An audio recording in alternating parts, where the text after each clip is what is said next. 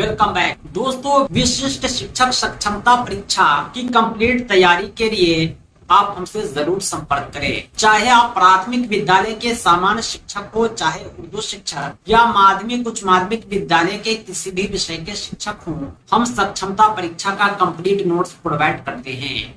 हमारे PDF notes आपके WhatsApp पर और प्रिंटेड बाय पोस्ट आपके द्वारा उपलब्ध कराए गए पते पर भेजे जाते हैं। हमारे नोट्स को प्राप्त करने के लिए संपर्क करें 7631314948 पर। इस नंबर पर आप कॉल भी कर सकते हैं, व्हाट्सएप भी।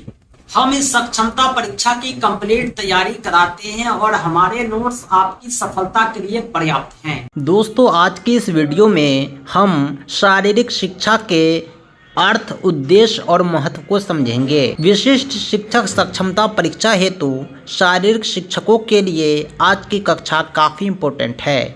आप हमारे नोट्स के माध्यम से फिजिकल टीचर सक्षमता एग्ज़ाम का कंप्लीट नोट्स ले सकते हैं। तो आइए हम कक्षा की शुरुआत करते हैं। Importance and objectives of physical education. नाम से ही स्पष्ट है, शारीरिक शिक्षा में फिजिकल एजुकेशन ही दिया जाता है। अब फिजिकल एजुकेशन में क्या क्या सम्मिलित होता है, विस्तार से आज की इस वीडियो में हम जानेंगे। जब बात आती है बालक के विकास की, तो उसके व्यक्तित्व के विकास को प्राथमिकता दिया जाता है और उसमें भी सर्वांगीण विकास। व्यक्तित्व का विकास दो तरह का होता है। इमेज में हम आपको दिखलाते हैं। यानी कोई बालक है, एज फॉर एग्जाम्पल, उसका विकास डिपेंड करता है उसके हेल्थ पे और उसके माइंड पे। यानी उसके बॉडी का भी डेवलपमेंट होना चाहिए, माइंड का भी डेवलपमेंट होना चाहिए, तब जाके वह एक कुशल व्यक्तित्व कहलाएगा। यानी सबसे पहला है स्वास्थ्य एवं सुगठित शरीर, दूसरा है स्वस्थ चिंतन एवं व्यवहार। उसका मानसिक संतुलन ठीक ठाक होना चाहिए, पूरी तरह दिमाग काम करना चाहिए, यानी हाजिर जवाबी उसके अंदर आ जानी चाहिए। स्वस्थ शरीर से तात्पर्य है शरीर के अंग प्रत्यंगों की सुव्यवस्थित वृद्धि, उसका समुचित विकास एवं सभी अंगों का निर्धारित कार्यक्षमता। शरीर के जितने भी अंग हैं, जितने भी ऑर्गन हैं, वे अपने काम भली भांति कर रहे हो। स्वस्थ चिंतन शरीर की एक ऐसी मानसिक दक्षता है जो बालकों में उचित एवं योग्य निर्णय लेने व उसके कार्य में क्रियान्वित करने की क्षमता प्रदान करते हैं। शारीरिक शिक्षा को विद्यालयी शिक्षण प्रक्रिया में इस लक्ष्य की प्राप्ति को दृष्टिगत रखकर सम्मिलित किया गया है। यानी शारीरिक शिक्षा इतना इम्पोर्टेंट है कि वह विद्यालय के पठन पाठन का अभिन्न अंग इसे बना लिया गया है। चाहे प्राथमिक विद्यालय हो, चाहे माध्यमिक विद्यालय, एक शारीरिक शिक्षक की नियुक्ति अनिवार्य है, ताकि व्यक्तित्व का निर्माण के साथ साथ समाज का निर्माण हो, समाज का उत्थान हो, क्योंकि व्यक्तित्व निर्माण से ही सब कुछ जुड़ा हुआ है। प्राचीन काल में भी ऋषि मुनि वेद पुराण में शारीरिक शिक्षा को बहुत बल दिया जाता था। यानी योगा, जिसका उदय जो है इंडिया में ही होता है, विश्व योग दिवस भी इंडिया के आह्वान पर ही मनाया जाता है। लेकिन आज की जो यांत्रिकी युग है, मशीनी युग है, मनुष्य को निढाल बना दिया है। ऐसे समय में शारीरिक शिक्षा की अत्यंत आवश्यकता है। अब आवश्यकता इसलिए और बढ़ जाती है कि आज घर के काम में हाथ बटाने, पैदल चलने की आदत नहीं है। ऐसी स्थिति में युवाओं को शारीरिक शिक्षा बहुत आवश्यक है, ताकि वह सुडौल व स्वस्थ युवक राष्ट्र की संपत्ति ही नहीं वरन उसकी आवश्यकता भी है। यानी कोई बालक है, जब तक वो स्वस्थ नहीं रहेगा, उसका परिवार स्वस्थ नहीं रहेगा। जब तक परिवार स्वस्थ नहीं रहेगा, समाज स्वस्थ नहीं रहेगा। अगर समाज अस्वस्थ है तो देश के स्वास्थ्य की हम कामना नहीं कर सकते हैं। यानी ये था शारीरिक शिक्षा का महत्व। यानी शारीरिक शिक्षा का ये क्षेत्र है, बहुत बड़ा होता है। इसमें विविध प्रकार के कार्यक्रमों का समावेश है, जिसमें भाग लेने पर बालक का शारीरिक ही नहीं अपितु उसका मानसिक, संवेगात्मक, सामाजिक विकास इस प्रकार से होता है कि वह अपने भावी जीवन में अच्छे नागरिक की भांति समाज में जीवन यापन कर सके। इस विषय के शिक्षण में अनेकों प्रकार के बृहद तथा लघु खेल, दौड़, परिपथ एवं क्षेत्रीय खेल, नृत्य तथा मनोरंजन के कार्य, पर्यटन शिविर व प्रकृति विहार आदि कार्यक्रमों का समावेश होता है।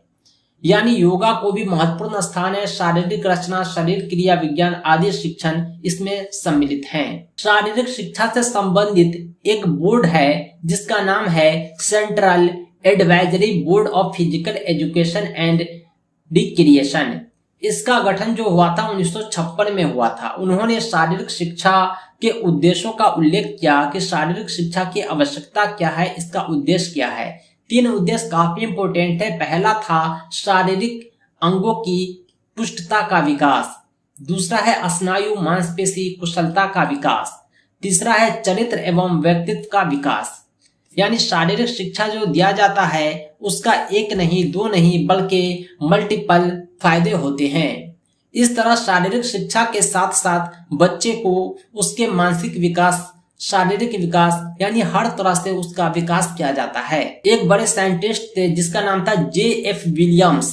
इन्होंने शारीरिक शिक्षा के बारे में कहा है कि शारीरिक शिक्षा का लक्ष्य व्यक्ति तथा व्यक्ति दलों के लिए उन परिस्थितियों में कुशल नेतृत्व, प्रचुर सुविधा तथा समय का प्रावधान करना है जो भौतिक दृष्टि से स्वस्थ, मानसिक रूप से सजग, सामाजिक दृष्टि से सशक्त हो। इस परिभाषा पर ध्यान पूर्वक विचार करने पर 4 संकल्प सामने आते हैं।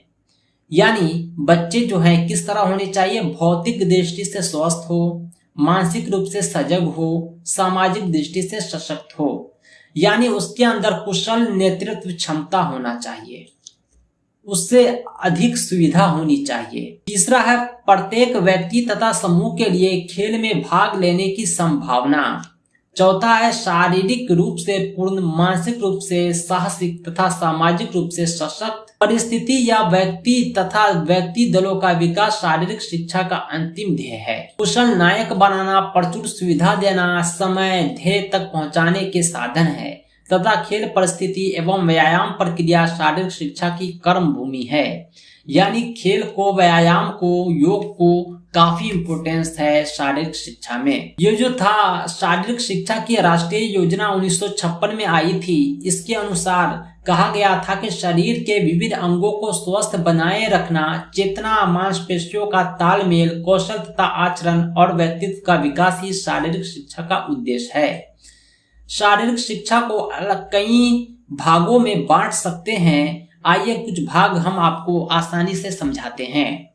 शारीरिक शिक्षा हमारे लिए कितना इम्पोर्टेंट है यह अब चर्चा का विषय ही नहीं बल्कि बिल्कुल ही सत्य है। शारीरिक शिक्षा का जो उद्देश्य है, लक्ष्य है, इस फिगर में आप आसानी से समझ सकते हैं। पहला है शारीरिक विकास, दूसरा है मानसिक विकास। शारीरिक विकास का मतलब होता है कि आपका जो बॉडी है इसका विकास होना चाहिए।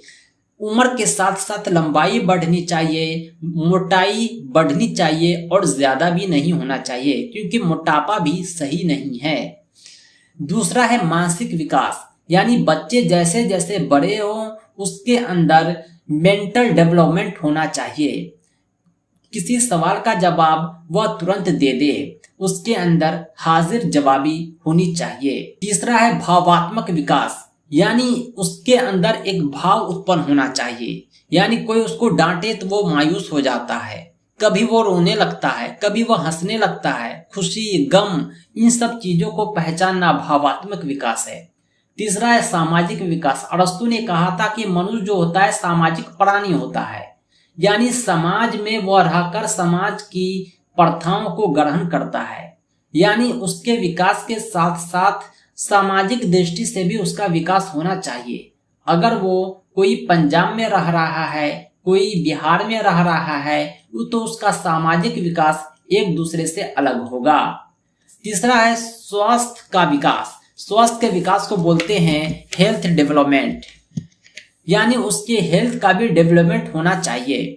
हेल्थ का डेवलपमेंट भी अपनी जगह काफी इम्पोर्टेंट है क्योंकि स्वास्थ्य को सब कुछ माना गया है। अगर व्यक्ति का स्वास्थ्य सही नहीं है तो वह हर विकास से वंचित हो जाता है। तीसरा है नाड़ी संस्थान तथा मांसपेशी संस्थान में समन्वय। नाड़ी बोलते हैं जिसमें ब्लड दौड़ता है, नस, और मांसपेशी संस्थान बोलते हैं मांस। यानी हम जब योग करते हैं तो आप देखते होंगे कि नाड़ी और मांसपेशी काफी मूव करता है। यानी इसमें समन्वय होना चाहिए। किस वक्त नाड़ी वर्क करे, किस वक्त मांसपेशी वर्क करे, ये सब डिपेंड करता है आपके विकास पर। और सबसे इंपॉर्टेंट विकास है व्यक्तित्व का विकास, यानी जब सब विकास हो जाता है तो आदमी का जो है पर्सनालिटी डेवलपमेंट इसको बोलते हैं। पर्सनालिटी डेवलपमेंट उसके व्यक्तित्व का विकास है। आदमी का व्यक्तित्व जो है उसके विकास को बताता है। आपकी डिग्री आपके मांग पे, आपके सर पे नहीं रहेगी, लेकिन आपकी पर्सनालिटी हर वक्त झलकती रहेगी। इसे ही कहते हैं व्यक्तित्व का विकास। यानी आप समझ गए होंगे शारीरिक शिक्षा के लक्ष्य और उद्देश्य क्या क्या हैं। इस सब बातों को हम यहाँ थोड़ा थोड़ा जानते हैं। शारीरिक विकास के उद्देश्य का संबंध व्यवस्थित शारीरिक व्यायाम के माध्यम से शरीर के विभिन्न अंग का विकास करना है। इससे शरीर शक्ति में बल का विकास होता है। व्यक्ति स्वस्थ व शक्तिशाली बनता है। यह व्यक्ति के दौड़ने, भागने, भार उठाने, चढ़ने, उतरने, फेंकने, पकड़ने, कूदने आदि सब पर निर्भर करता है। मानसिक विकास को बोलते हैं मेंटल डेवलपमेंट, यानी उसके दिमाग का विकास होना चाहिए। उसके अंदर दृढ़ता, आत्मविश्वास, इन सब चीजों का विकास होना चाहिए। गामक विकास बोलते हैं नाड़ी मांसपेशी से संबंधित, यानी उसके जो भी गामक क्रियाएं हैं उनका विकास होना चाहिए। यानी बच्चे जब कुछ पकड़ते हैं तो आप देखते होंगे उसके हाथ, उंगली ये सब जो है मूव करते हैं। यानी कब हाथ मूव करना है, कब उंगली मूव करना है, इन सब चीजों का विकास होना चाहिए। सामाजिक विकास, सोशल डेवलपमेंट, व्यक्तिगत समायोजन, समूह समायोजन, सामाजिक सदस्य के रूप में समायोजन करने में व्यक्ति को सहायक होती है। शारीरिक शिक्षा में खाली समय का सदुपयोग, अच्छी आदतों का विकास, अच्छे आचरण एवं चरित्र का विकास, प्रजातांत्रिक दृष्टिकोण, अच्छे खिलाड़ी के गुण, सच्ची खेल की भावना, ये सब सामाजिक विकास में आते हैं। शारीरिक शिक्षा का महत्व क्या है, यह भी काफी इंपोर्टेंट टॉपिक है। आज का जो समय है वह वैज्ञानिक युग है। हम सब विज्ञान के दास बन गए हैं। हमें प्रातःकाल से लेकर रात्रि में सोने के समय तक बिजली, पंखा, हीटर, कूलर, बाइक, कार आदि की आवश्यकता पड़ती है। यानी जो जीवन की मूलभूत आवश्यकताएं पहले हुआ करती थी, जिसमें लोगों का व्यायाम हो जाता था, हम उनसे वंचित हो गए हैं। अरस्तु ने कहा था कि स्वास्थ्य मस्तिष्क स्वस्थ शरीर में ही निवास करता है।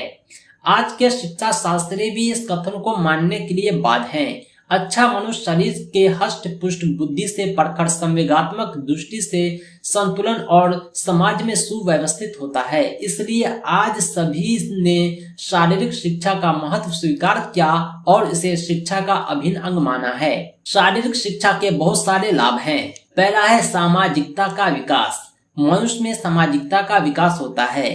दूसरा है नैतिक व चारित्रिक विकास, यानी उसकी नैतिकता का विकास होता है। उसके चारित्रिक यानी मानसिक विकास होता है, उसमें बुद्धि आती है और उसके अंदर जो नैतिकता है, बड़ों के साथ किस तरह पेश आना है, छोटों से किस तरह बात करना है, यह सब जो है सीख जाता है। सामान्य शिक्षा में सहायक, उसके जो सामान्य शिक्षा है, बात करना और समझना, बूझना, ये सब जो है हेल्पफुल होता है। नागरिकता की भावना का विकास, खेल भावना का विकास, क्योंकि जो शारीरिक शिक्षा जो है खेल खेल में ही दी जाती है, क्योंकि खेल ही शारीरिक शिक्षा का प्रमुख साधन होता है। अभी हमने जो पढ़ाया उससे कुछ प्रश्न आप सॉल्व कर सकते हैं। शारीरिक शिक्षा सामान्य शिक्षा का अभिन्न अंग है, ये एक महत्वपूर्ण बिंदु है। शारीरिक शिक्षा का मुख्य उद्देश्य व्यक्ति का सर्वांगीण विकास करना है। दूसरा है शरीर माध्यम खुलु धर्म संधम, ये जो है संस्कृत का एक श्लोक है। मशीन युग में मानव की मांसपेशियों को निढाल बना दिया, अतः आज शारीरिक शिक्षा की आवश्यकता है। कहने का अर्थ यह है कि शारीरिक शिक्षा की सबसे बड़ी आवश्यकता आज के जमाने में क्यों है, क्योंकि आज का जो समय है मशीनी युग है। मानव की मांसपेशियों को इसने निढाल बना दिया। हम जरा भी योग नहीं करते, व्यायाम नहीं करते, हमें समय ही नहीं मिलता है। इस प्रकार आप कुछ प्रश्नों को सॉल्व कर सकते हैं। व्यक्तित्व का आधार क्या है, शारीरिक शिक्षा किसका विकास करती है, शारीरिक शिक्षा का उद्देश्य, स्वस्थ शरीर में हमारा क्या तात्पर्य है। दोस्तों, इस सब प्रश्नों के उत्तर को हम अपने PDF नोट्स में सम्मिलित करते हैं। तो दोस्तों, आज के लिए इतना ही। कंप्लीट तैयारी के लिए विशिष्ट शिक्षक सक्षमता परीक्षा कंप्लीट नोट्स के लिए आप हमसे जरूर संपर्क करें 7631314948 पर। पाठ्यक्रम आधारित संपूर्ण अध्ययन सामग्री के माध्यम से कम समय में आप बेहतर तैयारी कर पाएंगे और अपनी सफलता सुनिश्चित कर पाएंगे और राज्यकर्मी का सपना आपका पूरा हो पाएगा। दोस्तों, इस सक्षमता परीक्षा के नोट्स और अपडेट के लिए आप हमारी वेबसाइट www.teacherahmed.com को भी विजिट करें। साथ ही साथ हमारे एंड्रॉयड ऐप टीचर रहमत को प्ले स्टोर से जरूर डाउनलोड करें। इसका लिंक आपको इस वीडियो के डिस्क्रिप्शन में भी मिल जाएगा। दोस्तों, आज के लिए इतना ही। हम मिलते हैं नेक्स्ट वीडियो में एक अमेजिंग टॉपिक के साथ। Thanks for watching. धन्यवाद।